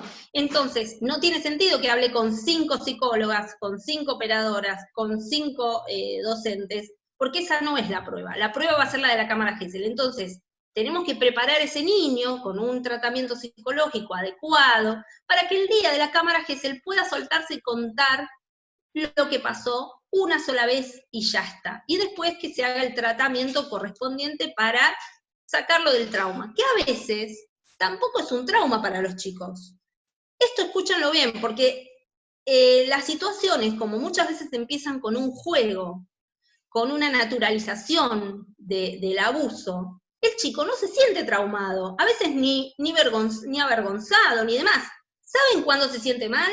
Cuando la mirada del adulto les dice, ¡ay no! ¿Cómo permitiste que te hicieran eso? ¿Cómo dejaste? O sea, echándole la culpa al chico de permitir que alguien lo seduzca, etcétera, etcétera. Entonces, ojo con el discurso, porque a nosotros, que tenemos otra moral, ya no otra moral, digamos, ya estamos concientizados de lo que está bien y de lo que está mal, nosotros mismos somos los que le ponemos esa culpa al chico que quizás no la tiene. Entonces, si no la tiene, no se la pongamos y tampoco lo hagamos sentir que es por culpa de él lo que le pasó, porque eso sería terrible. Pero todas esas circunstancias, nosotros las venimos teniendo culturalmente, entonces también hay que deconstruir eso, y es bastante difícil. Quizás por eso en la ESI también va a ser muy importante esa deconstrucción que hagamos de los padres, o como dijo yo digo licenciada, bueno, la docente María Esther Larraín, y creo que también se refirió a Analía Álvarez, que primero, Analía lo dijo, tenemos que reflexionar sobre nosotros mismos, cuáles son nuestros prejuicios, para poder hablar con ese niño que quizás está contando algo, como diciendo, sí, estuve jugando al ludo con fulanito, y además también tuvimos un encuentro sexual de tal manera, y lo cuenta como un juego más. Entonces no lo hagamos sentir como que eso es terrible, que le pasó lo peor de la vida, que es algo traumático, porque quizás no lo vivían como un trauma. Sí está mal, sí decirle que eso no es un juego, que no está bueno, pero no ponerse a llorar, desesperada, enloquecer, al menos no delante de él. Sí lo podemos hacer solos, como padres, como adultos, pero tratar de generar ese espacio de confianza para que el chico nos pueda contar y se pueda explayar. Normalmente, si no lo cuentan, no es porque a veces sienten vergüenza, pero a veces está el código de silencio, que el abusador insiste para que el chico no lo diga. Entonces está la recompensa, bueno, mirá, te voy a comprar caramelos, te voy a dar plata, te hago tal regalo.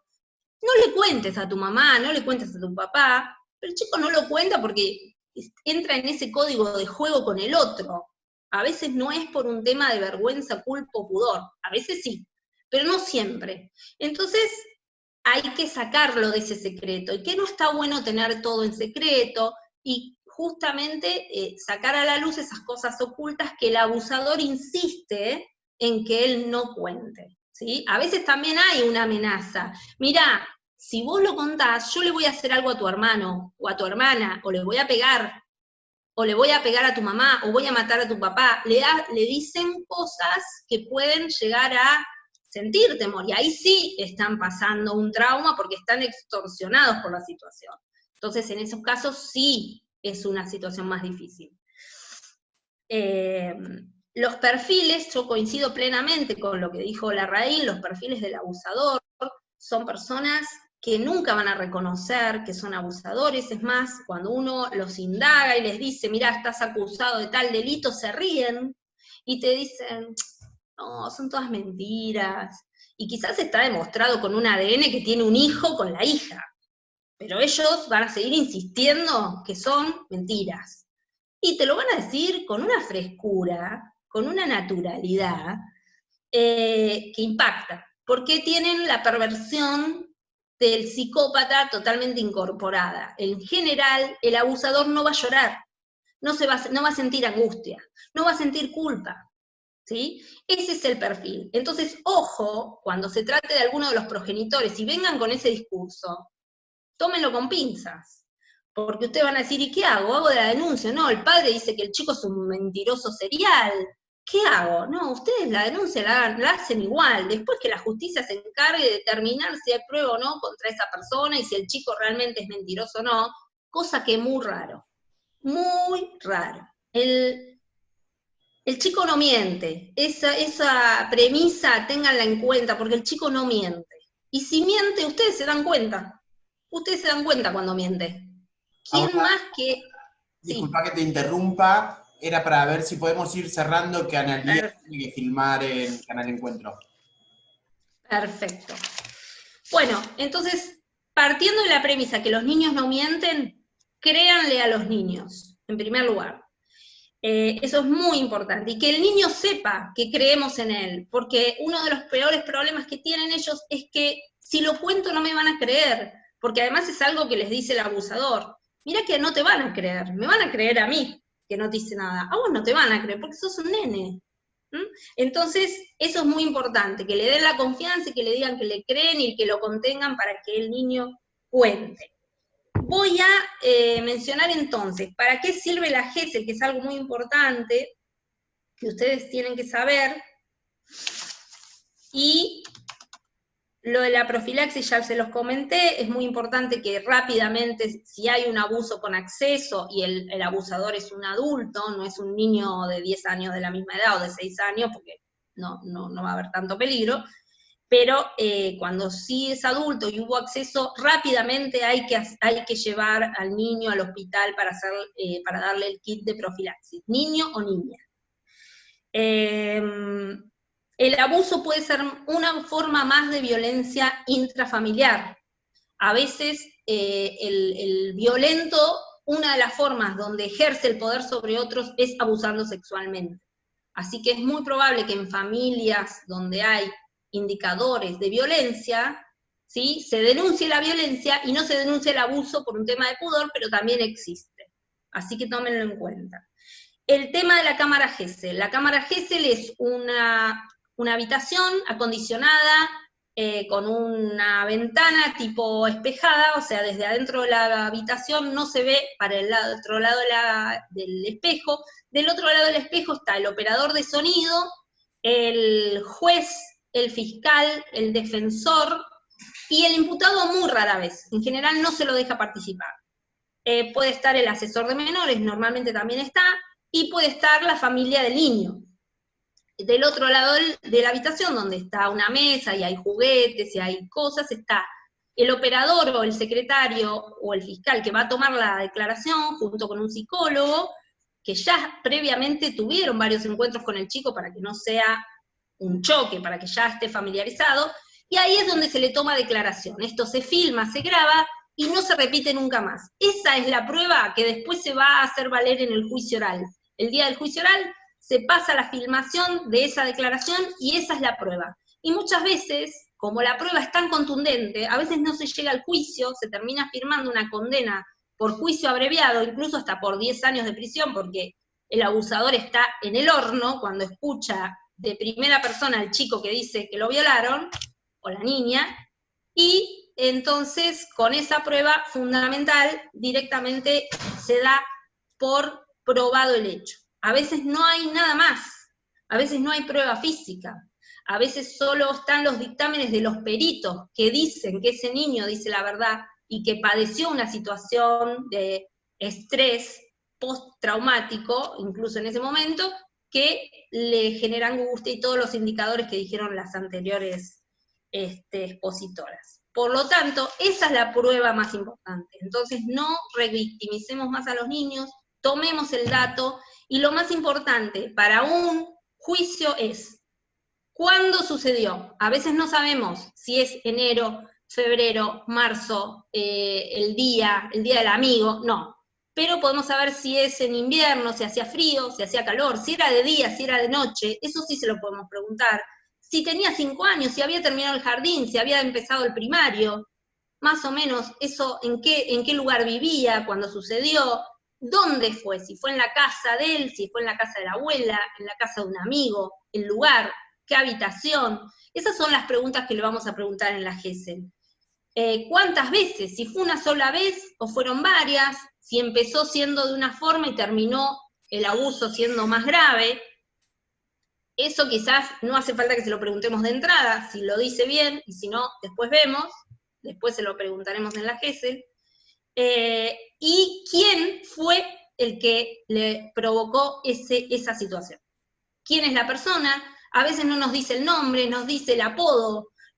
Entonces, bueno, ¿cómo era? Describímelo, ¿era alto, era chico, era peludo, era barbudo, era, no sé, algún detalle de su fisonomía para saber identificar quién es el abusador? Porque a veces puede suceder que no lo conozcan con el nombre y apellido, y sí nos dicen el apodo, o es mi tío. Bueno, ¿qué tío? El pibe tiene 20 tíos. Bueno, hay que identificar qué tío, si no nosotros, imaginás, vamos a meter preso a todo el mundo. Entonces, bueno, esas son las preguntas importantes. La circunstanciación del abuso, que es muy difícil a veces, entonces se pone entre tal fecha y tal fecha sucedió esto. ¿En qué lugar? En tal lugar, en Pilar. Listo. Ese es el hecho. Si ustedes pueden sacar toda esa información, genial, y si no, déjennos que lo hagamos nosotros desde la justicia. Y bueno, para finalizar, solamente les voy a dar mis datos de contacto para que para que ustedes se puedan comunicar, me puedan escribir y se saquen las dudas de todos los temas judiciales que puedan... a ver, ¿dónde está? Denme un segundo. Ya lo compartimos. Acá estamos. Me pueden escribir a promeo@mpba.gov.ar. Tengo un Facebook que es Paula Romeo Fiscal, también me pueden escribir por Messenger, y la Fiscalía ahora está cerrada, pero está en Tucumán 501, planta baja, oficina 3 de Pilar, en el edificio viejo de bomberos. Muchas gracias a todos y disculpen si me excedí en el tiempo que me otorgaron. Hasta luego. Paula, muchas gracias. La verdad que fue una charla muy interesante, las 4 expositoras excelente, les agradecemos mucho desde la subsecretaría a las 4 por participar. Si querés después pasame esa placa y la podemos compartir. Dada la extensión de las exposiciones, no vamos a hacer ruedas de preguntas, pero si quieren nos pueden escribir a educacion@pilar.gov.ar, ¿sí? Y cualquier consulta que tengan, se las hacemos llegar a cualquiera de las 4 expositoras, ¿sí? Hay muchos mensajes en el chat, no los voy a leer porque sabemos que Analía tenés que correr ahora a grabar. Agradecemos mucho tu presencia también, la de las chicas, la verdad que muchas gracias. Si quieren decir alguna palabra, Analía. Muchas gracias, agradecerles por estar acá. Bueno, de paso contarles que en el nuevo ciclo de Seguimos Educando hay programas exclusivos de educación sexual integral, así que invitarlas e invitarlos a que los vean, que pueden ser un buen recurso para poder trabajar la ESI en este momento de pandemia también. Se están empezando a subir los programas al canal de YouTube de Canal Encuentro, así que me parece que está bueno como recurso. Laura, discúlpame, ¿en qué lugar se pueden bajar los programas que vos dijiste? Los cuadernillos y demás. ¿En qué página? ¿De los cuadernillos decís? Sí. Los cuadernillos, si directamente en el buscador ponemos lineamientos curriculares de la ESI, aparecen nivel inicial, nivel primario, nivel secundario, superior, y se pueden descargar de ahí. Son del ministerio, sí. Y esto que les estaba contando son los programas que están ya saliendo por Canal Encuentro, del ciclo Seguimos Educando, así que me parece que también está bueno, es un buen recurso. Nada, muchísimas gracias, estoy acá, de hecho estoy en Canal Encuentro, que me dieron un lugar para poder participar hoy acá, pero ya me están buscando. Así que nada, les agradezco un montón y cualquier cosa, sin ninguna duda, me pueden escribir, les dejo después los datos. Y también, junto con otras 2 compañeras, tengo un perfil en Instagram que se llama Consultorio ESI, donde subimos muchísimo material relacionado con la educación sexual integral y también muchas veces respondemos un montón de preguntas bueno, nada, tanto generalmente mucho para los adolescentes y las adolescentes, pero muchos docentes también, o sea, hemos armado ahí una muy buena red de intercambio, así que también las invito y los invito, si quieren, escribirnos por ahí. Gracias, Ana. Muchas gracias. No sé si querés cerrar con algo, suerte con tu filmación, tu grabación. Muchas gracias de verdad a todos y a todas. No sé, Esther, si querés decir algo, si no ya cerramos. Y también les cuento que la charla del día de hoy la vamos a estar subiendo a un canal de YouTube que estamos armando desde la Subsecretaría de Educación. Nada, Damián les agradece también la participación a todos y a todas, el subsecretario de Educación. Esther. Espera, tenés bloqueado el micrófono, ahí te lo habilito. Habilitate el micrófono que no te lo puedo habilitar. A ver, ahí. No me deja habilitarlo desde acá. Bueno, estoy en otra oficina. Esther está acá en la subsecretaría. Bueno, no... Estoy, Nico. Quiero agradecer a todas y a todas por estar presentes. La verdad que es un tema urticante, es vital. como docentes estamos con toda la responsabilidad para proteger a los chicos. Invito a todos los docentes a las capacitaciones, específicamente al postítulo del Joaquín B. González, que es de excelencia, que realmente toma el tema por todos los ángulos, en todos los niveles, ¿no? Vale la pena. Y bueno, y cualquier pregunta que me quieran hacer, dejo el mail en la Subsecretaría de Educación de Pilar para poder ayudar y responder a todos. Muchas gracias, Esther. Bueno, Paula, muchas gracias, Ana. Bueno, Paola, ya le agradecimos. Gracias a todas y a todos los que participaron, y a todos. Y próximamente creo que vamos a seguir con este tipo de charlas y conversatorios y capacitaciones también, que son tan necesarias. Espero volver a encontrarnos pronto. Muchas gracias. Gracias. Muchas gracias.